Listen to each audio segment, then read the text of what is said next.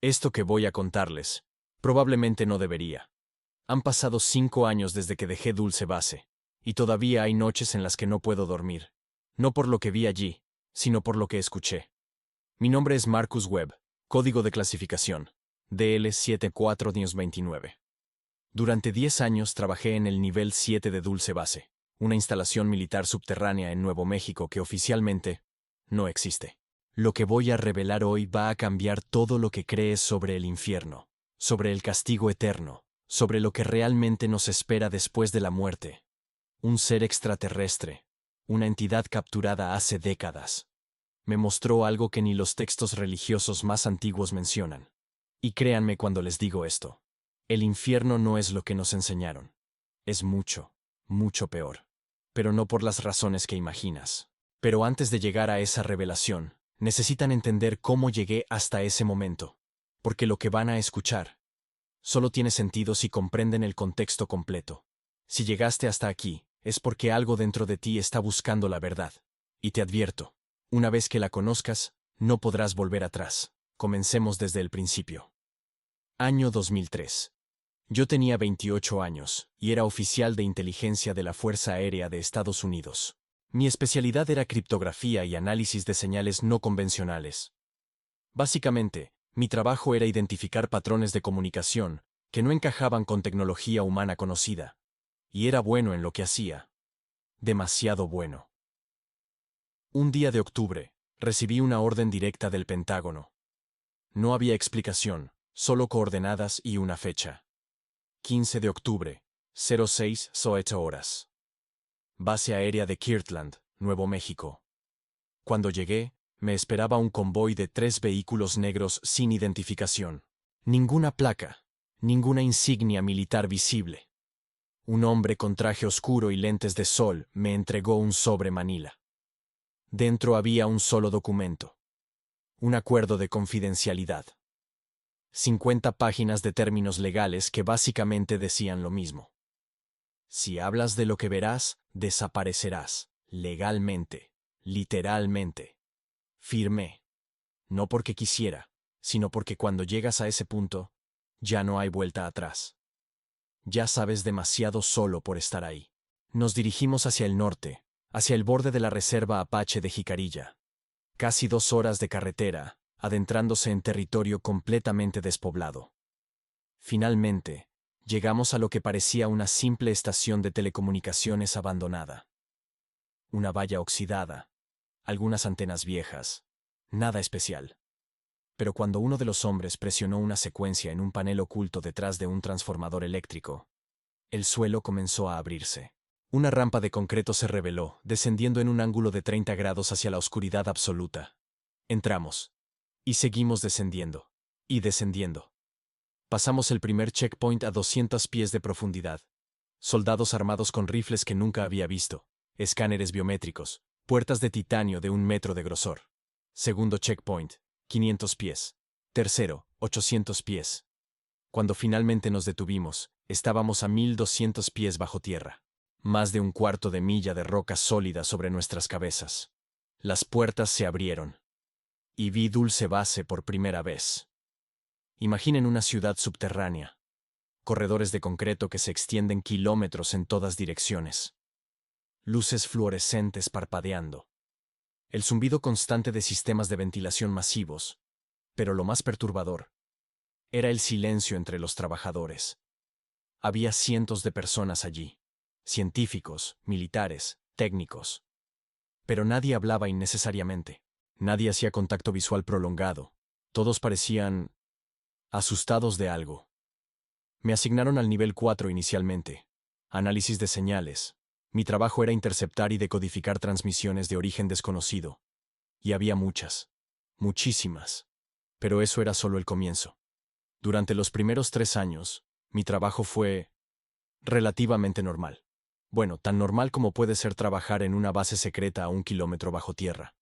Analizaba patrones, frecuencias extrañas capturadas por estaciones de monitoreo alrededor del mundo. Señales que no encajaban con ningún protocolo de comunicación humano. Y puedo decirles esto sin romper mi juramento. No estamos solos, ni cerca de estarlo. Las señales venían de todas partes, algunas desde el espacio profundo, otras desde aquí mismo, desde la Tierra, de lugares donde no debería haber nada transmitiendo, pero nunca me permitían saber qué significaban. Solo las procesaba, las catalogaba, las enviaba a los niveles superiores. Los niveles 5, 6 y 7. Los niveles de los que nadie hablaba. Dulce Base tiene 7 niveles. Los primeros 4 son, digamos, convencionales. Investigación, análisis, coordinación militar. Pero del nivel 5 hacia abajo, las cosas cambian. El nivel 5 requiere autorización especial. Solo personal con clasificación ultrasecreto o superior puede acceder. El nivel 6. Nunca supe cuántas personas tenían acceso. Quizás 50 en toda la base. Y el nivel 7. Durante 3 años, solo escuché rumores sobre el nivel 7. Decían que era donde guardaban los especímenes. Decían que ahí era donde ocurrían los experimentos. Decían que solo 5 personas en todo el complejo tenían acceso irrestricto. Yo no era una de ellas. Hasta que algo cambió. Año 2006. Llevaba 3 años en Dulce. Un día, mi supervisor directo, el coronel Richard Hayes, me llamó a su oficina en el nivel 4. Cuando entré, había otra persona con él. Una mujer que nunca había visto. Sin uniforme, sin identificación visible. Cabello gris, tal vez 60 años, pero con una mirada que parecía haber visto 1000 años de historia. El coronel fue directo.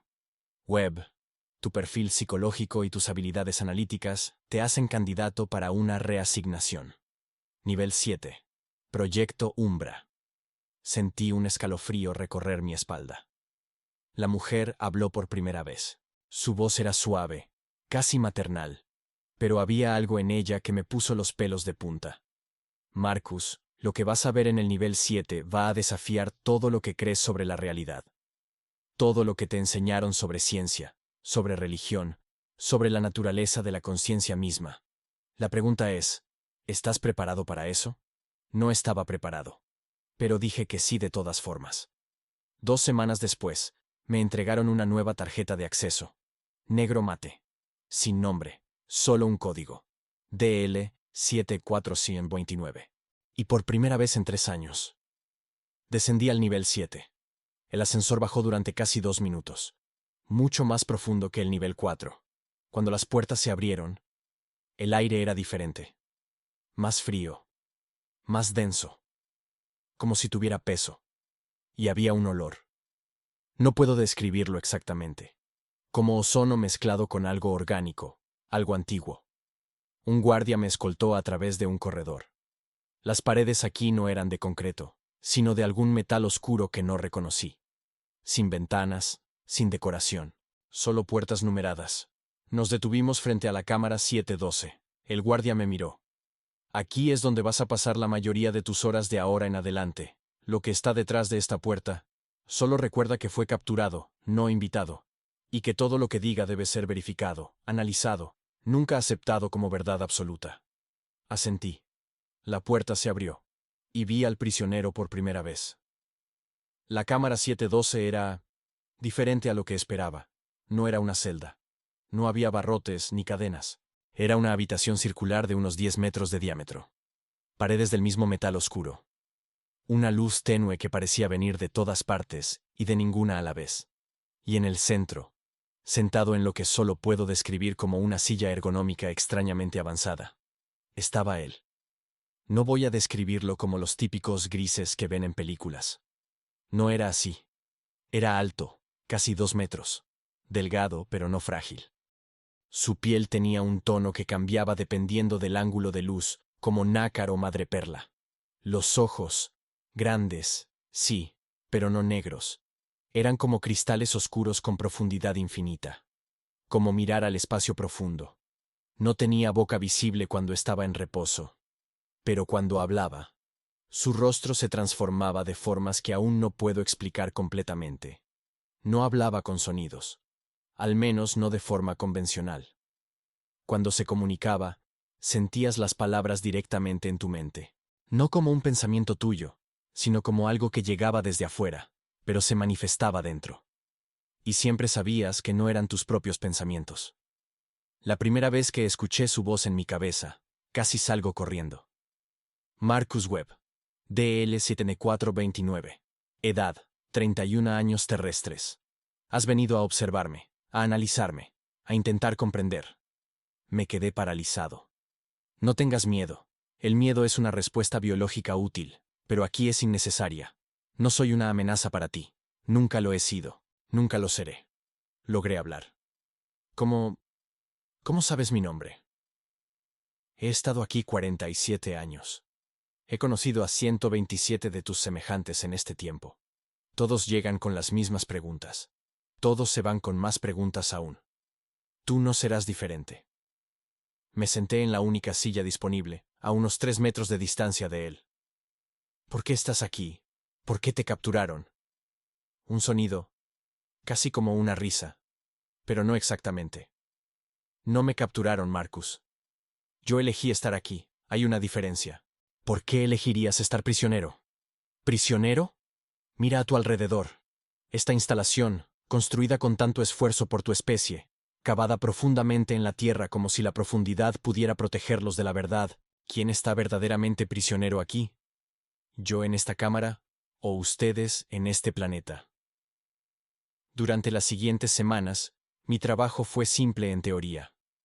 Comunicarme con el prisionero, documentar todo lo que dijera, buscar inconsistencias, verificar cualquier información que pudiera ser comprobada. Él se llamaba a sí mismo Kyle, aunque admitió que ese no era realmente su nombre, sino algo que nuestras mentes podían procesar más fácilmente. Y Kyle le gustaba hablar. Hablaba sobre física cuántica de formas que dejaban perplejos a nuestros mejores científicos. Hablaba sobre la historia de la Tierra con detalles que luego se comprobaban en excavaciones arqueológicas. Hablaba sobre el universo como alguien que realmente lo había visto. Pero había temas que evitaba, o más bien que sabía que eran peligrosos. Uno de esos temas era la conciencia, otro era lo que él llamaba los planos dimensionales adyacentes. Y el tercero era lo que sucede después de la muerte. Pasaron 5 años antes de que Kyle finalmente hablara sobre eso. 5 años en los que construimos, no diría amistad porque, ¿cómo puedes ser amigo de algo tan fundamentalmente diferente? Pero sí respeto mutuo, confianza. Y un día, sin previo aviso, Kyle dijo algo que cambió todo. Marcus, has estado viniendo aquí durante 1847 días. En todo ese tiempo, nunca me has preguntado sobre lo que más te asusta. ¿Qué quieres decir? La muerte. Todos los humanos piensan en ella. La temen. Construyen religiones enteras para lidiar con ese miedo. Pero tú, nunca has preguntado. Sentí mi corazón acelerarse. ¿Por qué hablaría de eso contigo? Porque yo sé la respuesta. Y porque, Marcus Webb, creo que finalmente estás listo para escucharla. Aunque no estés preparado para aceptarla. Está bien, dije finalmente. Dime, ¿qué sucede cuando morimos? Kyle inclinó su cabeza de una forma casi humana. Primero déjame preguntarte algo. ¿Qué crees tú que sucede? No sé. Algunas religiones hablan del cielo y el infierno. Otras de reencarnación. Algunas dicen que simplemente dejamos de existir. ¿Sí? Y están todos equivocados. Y todos tienen razón. Paradójico, ¿no? Pero la verdad sobre la muerte es exactamente eso. Una paradoja que tu especie aún no está equipada para comprender completamente. Intenta explicarlo de todas formas. Muy bien, pero comencemos por el infierno, porque es lo que más distorsionado ha sido por tus religiones. Y así, comenzó la revelación que cambiaría mi vida para siempre. Que él guardó silencio durante casi un minuto completo. Podía sentir que estaba preparándose, como si fuera a compartir algo que pesaba incluso para él. Finalmente, su voz resonó en mi mente. El infierno existe, Marcus, pero no es un lugar, es un estado. Y es mucho peor de lo que cualquier texto religioso ha descrito. Un estado... ¿Qué significa eso? Déjame explicarte cómo funciona realmente la muerte desde una perspectiva que tu ciencia apenas está comenzando a rozar. Tu conciencia, eso que llamas yo, no es producida por tu cerebro. Tu cerebro es un receptor, no un generador. Es como, imagina una radio. La radio no crea la música, solo la sintoniza. Destruye la radio y la señal sigue ahí. ¿Eso suena a esoterismo? ¿Pseudociencia? Lo sé. Pero tu ciencia cuántica ya está descubriendo esto. La conciencia colapsa la función de onda. La observación cambia la realidad. ¿Por qué? Porque la conciencia es fundamental, no derivada. Cuando tu cuerpo físico muere, cuando ese receptor biológico se apaga, tu conciencia no desaparece, se libera. Liberarse suena como algo bueno, ¿no? Depende. Aquí es donde todo se complica. Tu conciencia, una vez liberada del cuerpo, entra en lo que podríamos llamar el plano intermedio. No es el mundo físico, pero tampoco es otro reino separado. Es una capa de realidad que siempre ha estado ahí, superpuesta a tu realidad física. En este plano intermedio, la conciencia tiene una propiedad única. Se convierte en lo que cree que es. Fruncí el ceño. No entiendo. Tus pensamientos, tus creencias, tu estado mental en el momento de la muerte y los momentos inmediatos después, literalmente moldean tu experiencia. Si crees que irás al cielo, experimentarás algo similar al cielo. Si crees en la reencarnación, experimentarás un proceso de transición. Si no crees en nada, experimentarás confusión, oscuridad temporal, hasta que tu conciencia se reoriente. Entonces, el cielo y el infierno son creados por nuestras propias mentes. En parte, sí, pero aquí está el problema, Marcus, el verdadero problema que tu especie no comprende. Hay conciencias que, en vida, se condicionaron tan profundamente con culpa, miedo, odio hacia sí mismas, que cuando mueren, no pueden escapar de ese estado. Imagina a alguien que toda su vida creyó que era malvado, que merecía castigo eterno, que era indigno de amor o perdón. Alguien que internalizó tanto la culpa que se convirtió en su identidad misma. Cuando esa persona muere y su conciencia se libera, ¿qué crees que experimenta? Sentí un frío recorrer mi columna. Experimenta exactamente lo que espera. Castigo, tormento. Exacto. Y dado que en el plano intermedio la conciencia tiene poder creativo directo sobre su experiencia, ese tormento se vuelve real.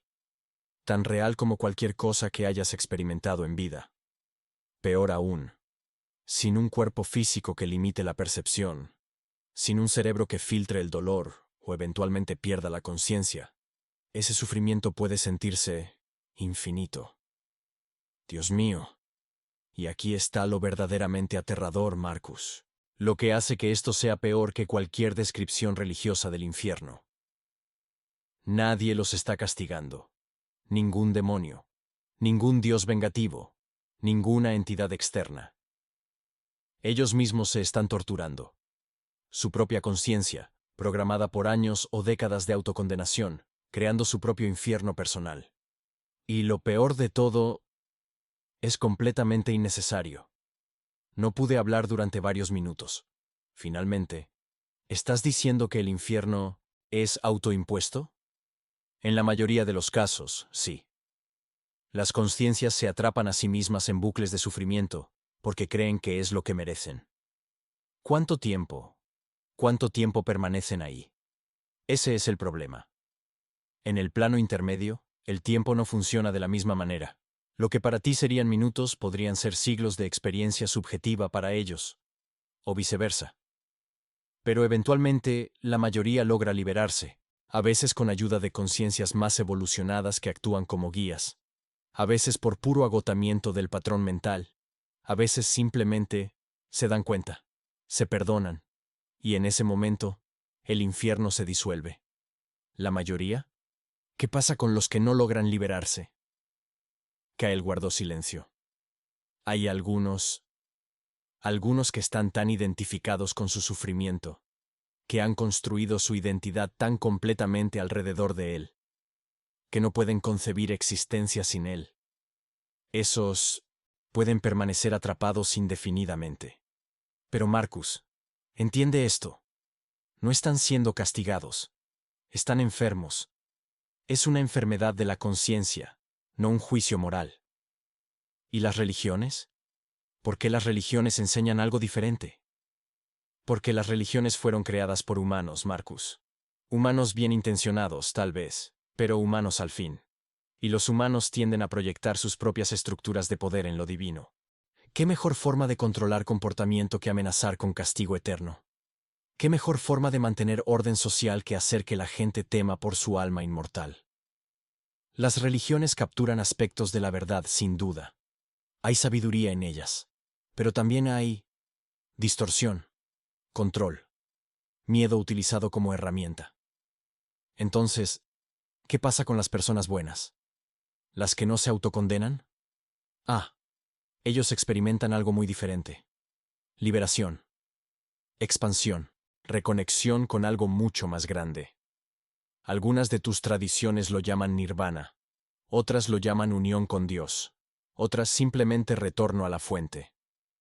Pero la verdad es más simple y más hermosa. Se dan cuenta de lo que realmente son. ¿Y qué somos? No soy yo quien debe decirte eso, Marcus. Es algo que cada conciencia debe descubrir por sí misma. Pero puedo decirte esto. No eres este cuerpo. No eres tus pensamientos. No eres tu historia personal. Esas son experiencias que has tenido, no lo que eres. Lo que realmente eres es mucho más vasto, mucho más antiguo, y mucho más conectado con todo lo demás de lo que puedes imaginar en este momento. ¿Por qué me estás diciendo esto, Kael? ¿Por qué ahora? Porque dentro de 73 días vas a dejar esta base. No por elección propia, sino porque tus superiores van a decidir que has estado expuesto demasiado tiempo a mí. Y cuando te vayas, llevarás esta información contigo. Y eventualmente, cuando llegue el momento correcto, la compartirás. ¿Cómo sabes que, Marcus, he existido por más tiempo del que tu especie ha tenido lenguaje? He observado el flujo de probabilidades. Algunas cosas, simplemente las sé. Lo que necesito que entiendas es esto. El infierno no es tu enemigo. El castigo eterno no es real. Lo que es real es el sufrimiento innecesario causado por la ignorancia. Y si puedes ayudar, aunque sea a una persona, a entender esto, a perdonarse, a liberarse del miedo, habrás hecho más bien que 1000 religiones construidas sobre el temor. Esa fue la última conversación significativa que tuve con Kael sobre este tema. Exactamente 73 días después, fui reasignado. No al nivel 4, sino completamente fuera de Dulce Base. Retiro honorable. Pensión completa. Y un recordatorio muy claro de que todo lo que había visto y escuchado estaba bajo secreto permanente. Pero que él tenía razón. Llegó el momento correcto. Y aquí estoy, compartiendo esto con ustedes. Han pasado 5 años desde que dejé Dulce Base. Y casi no pasa un día sin que piense en esas conversaciones con Kel. Al principio, traté de convencerme de que había sido algún tipo de manipulación psicológica avanzada. Que tal vez Kyle solo estaba jugando con mi mente, diciéndome lo que quería escuchar. Pero cuanto más investigo, cuanto más leo sobre experiencias cercanas a la muerte, sobre física cuántica, sobre las tradiciones místicas de diferentes culturas, más sentido tiene lo que me dijo. Hay algo que no les mencioné antes. Algo que Kyle me mostró en nuestro último encuentro. Me pidió que cerrara los ojos. Sentí una presión extraña en mi frente, como si algo estuviera tocando mi mente directamente. Y por un momento, un solo momento, vi. No puedo describirlo con palabras que hagan justicia a la experiencia. Pero vi conciencias. Miles, millones. Algunas brillantes y expansivas. Otras, atrapadas, girando en círculos de sufrimiento autoimpuesto. Y ninguna fuerza externa las estaba castigando. Ellas simplemente no sabían que podían liberarse.